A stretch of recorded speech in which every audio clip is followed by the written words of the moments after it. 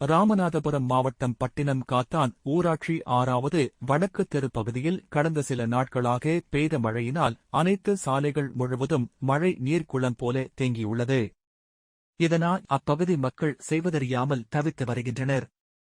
கடந்த 10 நாட்களாக இந்த நிலை நீடித்து வருவதால் அப்பகுதியில் வசிக்கும் பொதுமக்கள் வசந்த நகர், ஓம் சக்தி நகர் பிரதான சாலைக்கு வர இயலாத நிலை உள்ளது. மேலும் ஆட்டோ ஓட்டுநர்கள் உள்பகுதிக்கு வர மறுக்கிறார்கள். எனவே பொதுமக்கள் அதிகமான இன்னலுக்கு ஆளாகியிருக்கின்றனர். போர்க்கால அடிப்படையில் இதனை விரைவில் சரிசெய்திட வேண்டும் என மாவட்ட நிர்வாகத்திற்கு அப்பகுதி மக்கள் கோரிக்கை விடுத்து வருகின்றனர்.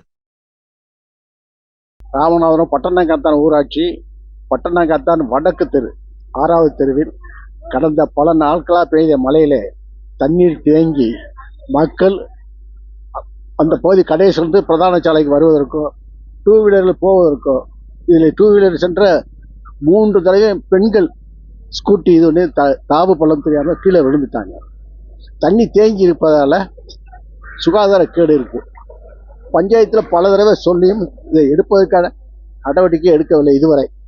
இங்கே தாவில் இருக்க தண்ணி வெளியே போவதற்கு ஆல்வின் ஸ்கூல் பக்கத்தில் இருக்கிற ட்ரைனேஜோட சேர்த்து விட்டால் நிரந்தரமான ஒரு தீர்வாக இருக்கும். அதை செய்வதற்கு நிர்வாகம் ஏன் தயங்குகிறது என்று தெரியவில்லை.